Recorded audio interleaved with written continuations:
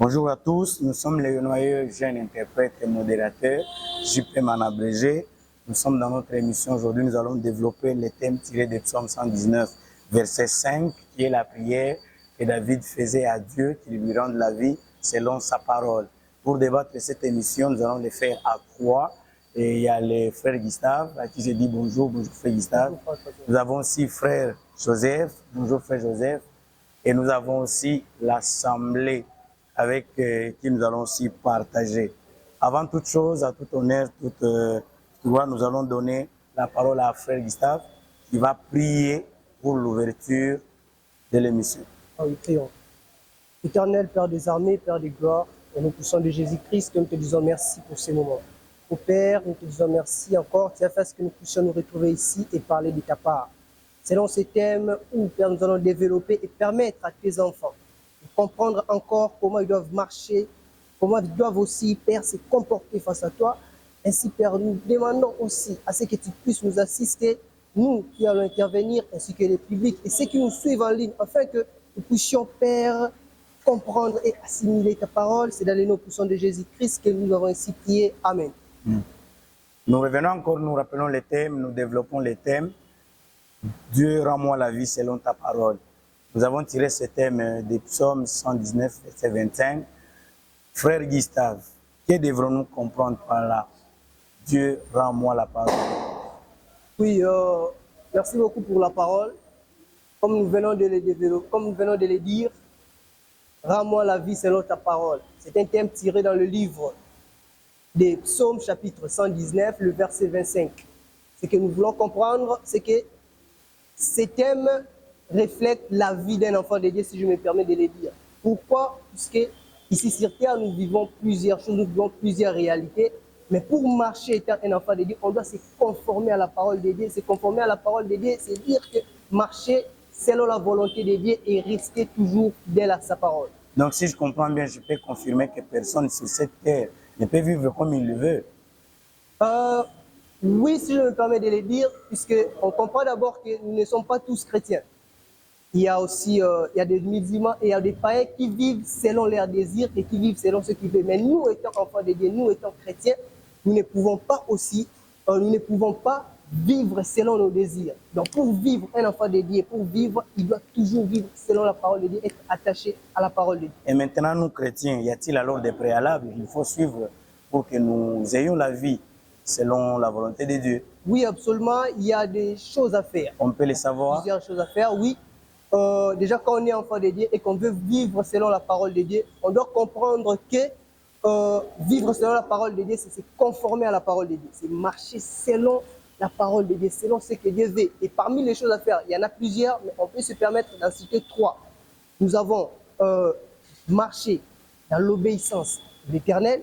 Il y a accepter la dépendance de Dieu et aussi faire de Jésus-Christ le centre de toute sa vie. Ce sont ceux que je pouvais citer. Merci, nous l'avons signalé. Nous ne sommes pas seulement avec frère Gustave, nous avons aussi frère Joseph. Nous donnons la parole à frère Joseph. Nous analysons les mêmes thèmes. Rends-moi la vie selon ta parole. Frère Joseph, la première question que je voulais savoir est dans quel état David s'est retrouvé lorsqu'il parvenait à demander à Dieu de lui rendre la vie selon sa volonté. Merci beaucoup pour la parole, frère Trésor. Déjà, premièrement, avant de répondre à la question, avant de répondre à la question, j'aimerais déjà rappeler que notre thème, c'est « Rends-moi la vie selon ta parole ». Et j'ai apporté comme un sous-thème « Quand Dieu parle, la vie revient ». Déjà, dans quel état David s'est retrouvé? Les psalmistes, ils essaient de nous montrer. Pour moi, je peux dire c'était un cri de larmes. C'était pas, David ne nous montrait pas la joie. Il était dans des détresses, il traversait des moments très difficiles. Alors, qu'est-ce qu'il s'est dit? Vu que c'est un lecteur et puis il avait la parole à lui, il s'est dit non. Éternel, rends-moi la vie selon ta parole. Et qu'est-ce que la parole dit? La parole dit dans Matthieu 7,7, quelque part on dit, cherchez, vous trouverez, demandez, l'on vous donnera. Où est-ce que la parole dit? Et alors, quand David s'est retrouvé dans ces genres de moments, il dit non, l'Éternel, rends-moi la vie selon ta parole. Pourquoi? Parce que mon âme est attachée à la poussière. Parce que je suis tombé, je suis trop bas. C'est un peu ça. Mais si David l'avait demandé à Dieu, en quoi cela, ça nous intéresse aujourd'hui, nous aussi aujourd'hui? Déjà, avant que Dieu ne nous révèle il faut d'abord reconnaître où nous en sommes. Qu'est-ce que je veux dire? Les psalmistes, les psalmistes n'ont pas honte de dire que non, mon âme est attachée à la poussière. Donc, avant que Dieu nous relève quelque chose, on doit d'abord savoir nous en sommes où. Est-ce que nous sommes dans la joie ou nous sommes dans des difficultés? David est en train de dire, mon âme est attachée à la poussière. Donc, on doit d'abord savoir nous sommes où. Est-ce que nous sommes dans des difficultés ou où est-ce que nous en sommes? Aussi, une chose, en tant que chrétiens, nous devons savoir une chose, c'est que la parole de Dieu, avant tout, même dans Genèse chapitre 1, le verset 3, si je ne me trompe pas, où Dieu a commencé à créer, tout ça a commencé par la parole. Où Dieu dit que la lumière soit, donc tout ça a commencé toujours par une parole. Pour que Dieu nous donne quelque chose, pour que Dieu puisse nous bénir, il faut qu'une parole soit prononcée dans notre vie en fait. Merci. La parole sera accordée à notre public pour questions d'éclaircissement. Des questions peuvent être aussi fournies en rapport avec les thèmes. Nous rappelons que nous analysons les thèmes qui est intitulé « Rends-moi la vie selon ta parole ». Nous avons tiré ce thème du psaume 119, verset 20. Merci beaucoup pour la parole. Alors, j'ai une question par rapport aux intervenants. Vous avez, par vos messages, vos petites interventions, prôné l'importance de la parole de Dieu pour un enfant de Dieu, pour un chrétien. Alors, j'ai une question, parce que vous savez que lire la parole de Dieu, c'est très important pour un enfant de Dieu, mais ça peut être aussi difficile d'en faire une habitude, de lire tous les jours la Bible. Alors, j'aimerais poser une question aux intervenants, et ma question est de savoir que faire lorsque nous avons ce qu'on appelle la flemmardise de lire la parole de Dieu. Que faire? Qu'est-ce qu'il faut que je fasse si, quand je regarde la Bible, j'ai l'air un peu fatigué pour lire la parole de Dieu? Merci, Frère Magloire, pour la question. Frère Gustave, avez-vous une réponse à proposer aux frères? Oui, merci beaucoup pour votre question, frère Magloire. C'est une question pertinente, si je me permets de le dire, puisque nous les remarquons au travers plusieurs enfants de Dieu qui ont de difficultés à lire la parole de Dieu, qui ont de difficultés de faire de ça une habitude. Si je peux vous aider avec quelque chose, vous voyez, ça vient de l'habitude. Puisque même Jésus-Christ est en train de le dire, il dit dans Matthieu chapitre 11, verset 28, si je ne me trompe pas, il dit « Venez à moi, vous qui êtes fatigués ». Donc cela veut dire quoi? Si Jésus lui-même a la capacité de pouvoir se déplacer pour venir là où vous êtes, mais il t'a laissé au moins la charge de s'approcher à lui. Cela veut dire qu'il y a certaines choses, pour l'avoir, il faut aussi fournir des efforts. Donc lorsqu'on est enfant de Dieu, on doit comprendre que lire la parole de Dieu doit être une habitude pour un enfant de Dieu. Et s'il arrivait qu'il y ait de fatigue, s'il arrivait qu'il y ait des difficultés à lire la parole de Dieu, il faut se forcer. David, lorsqu'on l'avait annoncé, Dieu l'avait dit que non, son fils qu'il avait eu avec Uri devait mourir, il a gêné, il a demandé. Donc lorsque vous faites des efforts, ça ne marche pas. Vous pouvez aussi prier, vous pouvez aussi gêner, afin que vous puissiez avoir cette force-là de pouvoir lire la parole de Dieu. Merci, Frère Gustave, pour ces précisions.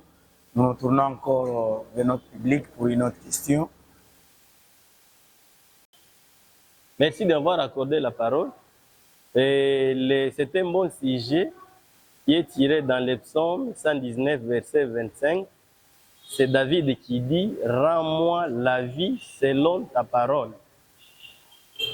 Et vous l'avez répondu tantôt d'une manière, tantôt d'une autre, selon sa parole. Notamment, il y a un frère qui a dit, comme dans Matthieu 7,7, la Bible dit « Cherchez et vous trouverez ».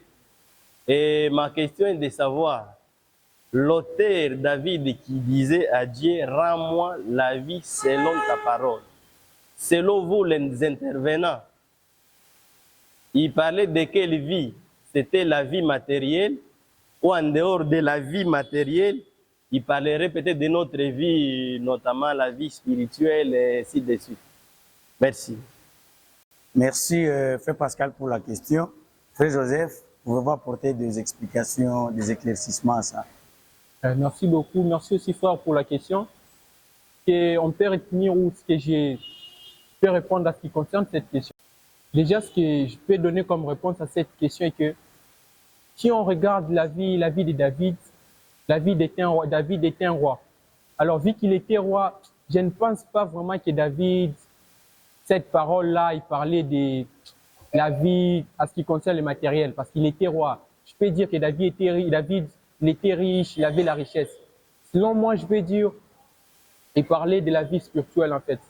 Parce que des fois, il lui arrivait, il pouvait commettre des péchés, il pouvait faire quelque chose qui ne plaisait pas à Dieu et tout. Alors, il parlait à ce que Dieu lui rende la vie selon sa parole. Je ne pense pas que c'était la vie matérielle. Merci, frère Joseph, pour l'intervention. Comme nous n'avons plus de questions, nous avons épuisé toutes les questions. Et nous tendons aussi vers la fin. Nous donnons la parole à frère Gustave pour sa conclusion, son mot de la fin. Qu'est-ce qu'on doit retenir en bref pour les thèmes que nous venons de développer aujourd'hui? Oui, merci pour cette parole que vous venez encore de m'accorder.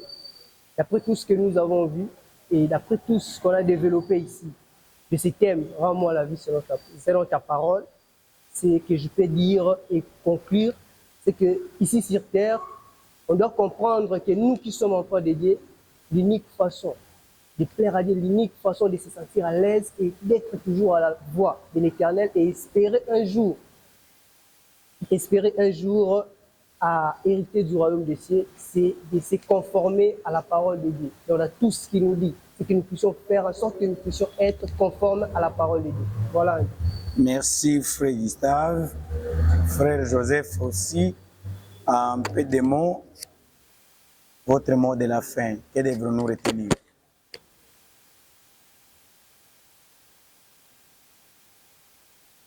Merci beaucoup, frère Trésor, pour la question. Déjà, ce qu'on peut retenir de ces thèmes, moi, personnellement, je ne sais pas là où vous en sommes avec votre vie. Je ne sais pas là où tu te retrouves actuellement. Mais Dieu, au moins, il sait. Il sait là où tu es, il sait là où ton cœur est attaché à la poussière. Mais une chose, ce qu'on doit retenir d'accepter, on doit accepter Dieu, laisser Dieu entrer dans notre vie et Dieu va venir parler parce que quand Dieu parle, il donne la vie, il va guérir, il va ressusciter et que Dieu vous bénisse. Merci, frère Joseph. Merci, frère Gustave. Merci à tout le monde. Votre rapport était intéressant. Maintenant, nous tendons vers la fin. Nous ne pouvons pas clôturer sans prier. Nous devons commencer avec la prière. Nous accordons le temps, frère Joseph, de prier pour la fin de ces partages que nous avons eus. Prions. Merci, Père des gloires. Nous te disons merci, Père. Je m'en vais te dire merci pour ces beaux moments, Père. Tu as accepté, Père, de commencer avec nous. Et maintenant, Père des grâces, nous encheminons, Père. Tu as accepté encore d'encheminer avec nous comme Oméga. Nous te disons merci pour ces beaux moments, Père. Nous te disons merci pour les activités, Père des grâces, que tu nous cesses, Père des grâces, d'être avec nous. Alors, Père des grâces, je te demande une chose, que tu sois avec nous. Garde chacune des personnes en ce lieu et protège-nous. Et garde, Père des grâces, toutes les personnes qui sont en ce lieu et qui vont nous suivre, Père des grâces, partout là où ils vont se retrouver. C'est dans le nom puissant de Jésus que nous prions et nous disons tous ensemble Amen. Amen. Nous sommes arrivés à la fin. Avant de nous séparer avec vous qui nous suivez à distance, nous vous demandons de vous abonner sur nos pages Facebook, Instagram et nous avons aussi notre chaîne YouTube JPM officiel et activer la cloche de notification pour ne rien rater et avoir tous nos programmes en temps record. Du reste, nous vous disons au revoir avec le plaisir de vous retrouver dans la prochaine émission.